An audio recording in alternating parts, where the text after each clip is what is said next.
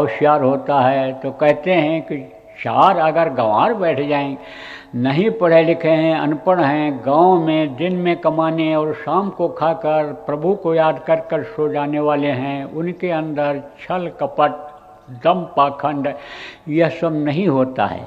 उनका निर्मल मन होता है। तो निर्मल मन जन सो मोहि पावा, मोहि कपट छल छिद न भावा। का भोले भाव मिले रघुराई, तो उनके ऊपर मालिक की ज़्यादा दया होती है।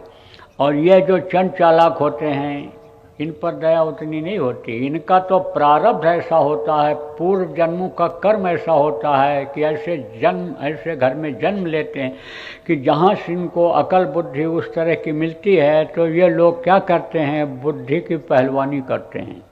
देखो, चार विद्वान अपनी ही बात यानी सच करने में लगे रहते हैं। देखो, पुस्तकों को भी लोग यानी बदल दे रहे हैं, अपनी अपनी अकल लगा करके उसमें जो लिखा हुआ पहले की किताब उसको यानी समझो बदल दे रहे हैं, और अर्थ का अनर्थ हो जा रहा है। अर्थ का अनर्थ हो जा रहा है। वो तो ये समझते नहीं ये क्या चीज़ होगी।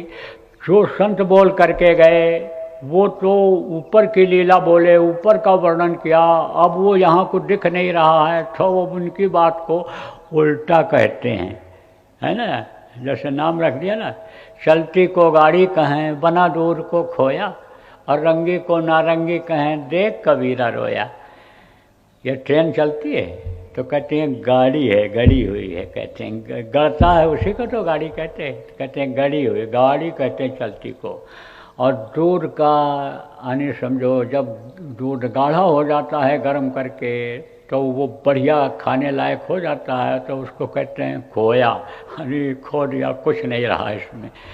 और नारंगी देखो रंगीन होती है तो कहते हैं नारंगी है। तो कहते हैं क्या करें, सांच का है तो मारन धावे, झूठे जगपतियाना। कबीर साहब ने कहा ना, संतो साधो देखो जग बौराना।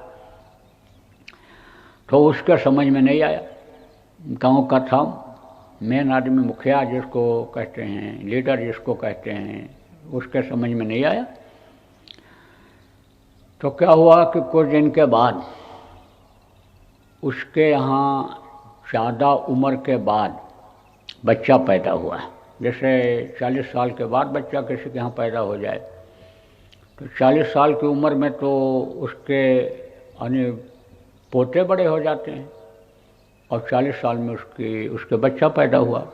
पैदा नहीं हो रहा था, पैदा हुआ। बड़ी खुशी गांव में, उसके घर में गया खुश होकर के महात्मा जी के पास। कभी कभी जाया करता था, लेकिन उस दिन तो बड़े हंसी खुशी में गया और बोला, महाराज मेरे यहाँ बच्चा पैदा हुआ।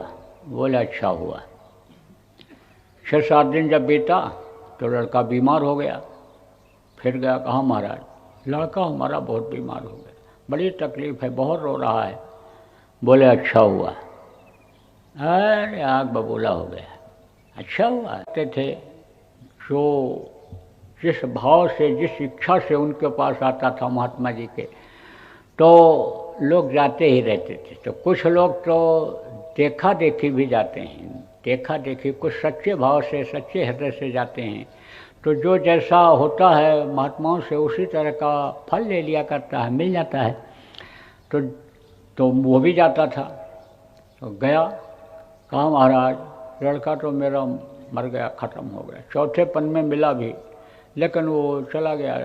घर का दीपक बुझ गया, अंधेरा हो गया। उजाले की उम्मीद थी कि खानदान चल जाएगा, कोई नाम लेवा रह जाएगा इस खानदान में, लेकिन अब तो दीपक बुझ गया। महात्मा जी ने कहा अच्छा हुआ। अच्छा हुआ। अच्छा तो तब होगा जब तुम्हारी गर्दन, अंदर में सोचा कि तुम्हारी गर्दन हम तुम्हारे धड़ से अलग कर देंगे। अच्छा तो तब होगा जब इस दुनिया से बच्चे की तरह तुमको भी हम विदा कर देंगे। अच्छा तो तब होगा। सोच लिया, ठान लिया। सोचने लगा यहाँ मारेंगे तो यानी समझो कि पकड़े जाएंगे, फांसी से कम सज़ा नहीं होगी, क्योंकि उस समय सज़ा बहुत यानी समझो कि ज़्यादा होती थी, न्याय होता था उस समय पर। आज की तरह से तो कोई सेटिंग थी नहीं, न्याय होता था। विदेशों में देखो, कुछ देशों में बहुत न्याय है, इसलिए कांपते हैं लोग अपराध करने में। जहाँ पर नियम में ढिलाई है, जहाँ का यानी समझो नियम कानून संविधान इस तरह का है कि पेचीदा है, वहाँ पर न्याय नहीं मिल पाता है। अपराध को लोग छोड़ नहीं पाते हैं। नहीं तो अभी अगर सख्ती हो जाए तो अपराध ही प्रवृत्ति ही खत्म हो जाएगी लोगों की। शिक्षा ऐसी मिले, आप ये समझो कि जिससे बदलाव आ जाए, विचार बदल जाएं, जैसे अंगुलमाल वाल्मीकि के बदल गए थे, तो अभी सुख शांति आ जाए, अमन चैन आ जाए। तो कहाँ मारेंगे नहीं यहाँ, लेकिन मारेंगे मौका निकाल करके मारेंगे। अब सोचने लगा, रास्ते भर सोचता रहा। लौटने के बाद घर तक पहुँचते सोच लिया कि शाम को ये शौच जाते हैं, लेटरिन मैदान के लिए जाते हैं, तो झाड़ में बैठा रहूँगा और झाड़ के पास जैसे पहुँचेंगे तो ऐसे काट दूँगा और काट के निकल जाऊँगा। कौन देखेगा?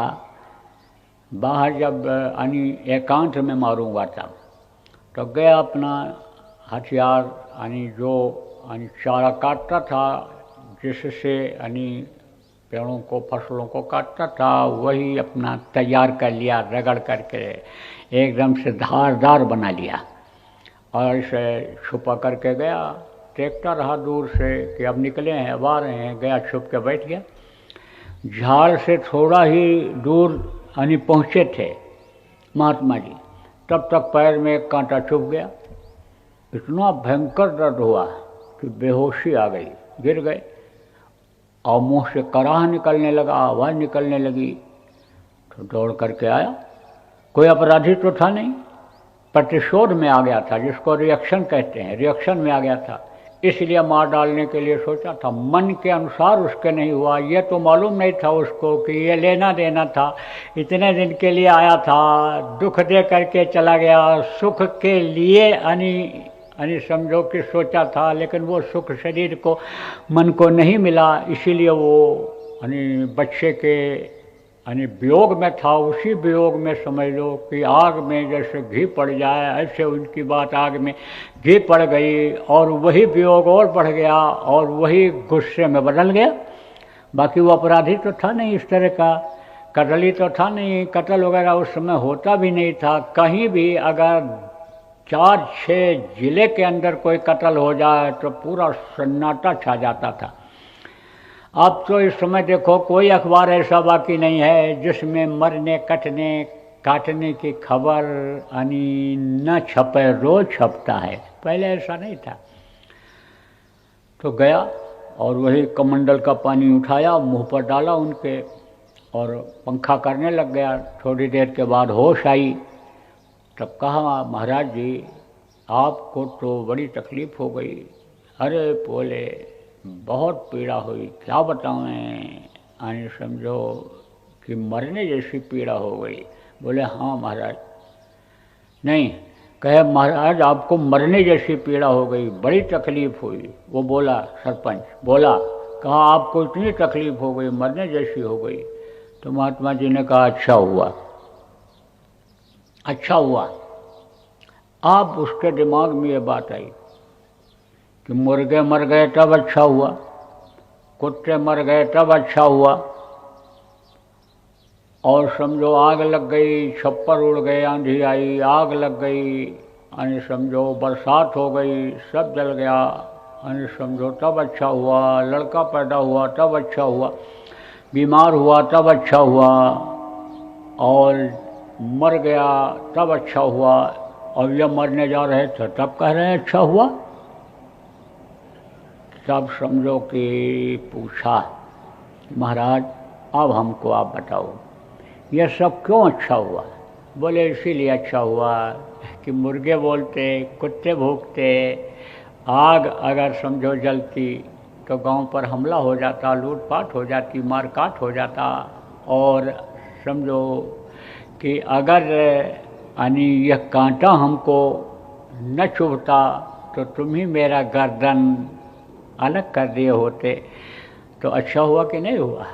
तब चरणों पर गिर पड़ा, तब बोला बहुत बड़ी गलती हुई, न जानकारी में हुई, अज्ञानता में हुई। अब यानी समझो कि हमारे ऊपर दया करो, हमारे भी यानी उद्धार का कुछ रास्ता बताओ। अब हमारी बुढ़ापा आ गई, बुढ़ापे में देखो शक्ति कम हो जाती है, हाथ पैर ढीले हो जाते हैं, बुढ़ापा याद नहीं रहती है जल्दी आदमी को, मौत याद नहीं रहती है जल्दी।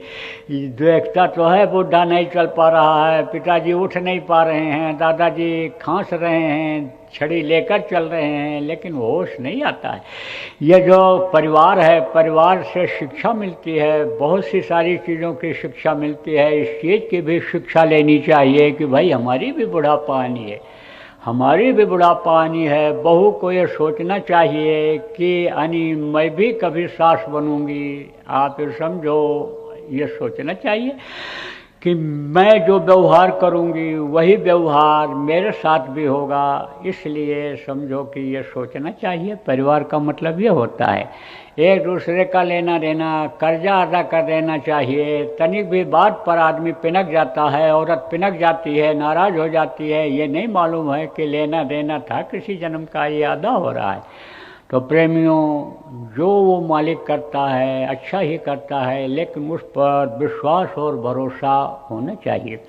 और आप तो संत मत के आदमी हो, संत के जीव हो, आपको तो बस एक आस, एक विश्वास गुरु का यानी गुरु पर होना चाहिए। और गुरु यानी समझो जो समर्थ आपको मिले, यानी उनसे आस होना चाहिए। किस चीज़ की आस? इसी चीज़ की आस कि यह हमारा जीवन सार्थक हो जाए, जिस काम के लिए हमको मिला है वो काम हमारा पूरा हो जाए।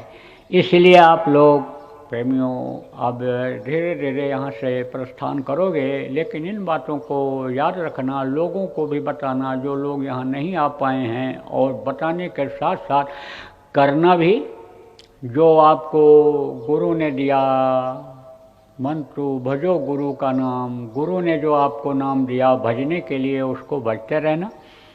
बोलो जय गुरुदेव।